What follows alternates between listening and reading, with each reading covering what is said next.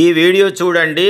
వినాయకుని ఊరేగింపు అందరూ ఇలాగే డీజే లేదు, సినిమా పాట లేదు, సాంప్రదాయ పద్ధతిలో చాలా చక్కగా ఊరేగింపు చేస్తున్నటువంటి కలర్ఫుల్ దృశ్యం మీరు చూడండి. మనం కూడా ఇలా చేస్తే బాగుంటుందని ఆలోచనతో వీళ్ళు చేశారు. చూసి ఆనందించండి. ఒక లైక్ చేసి షేర్ చేసి సబ్స్క్రైబ్ చేయండి ప్లీజ్. అందరికీ తెలియజేస్తారు.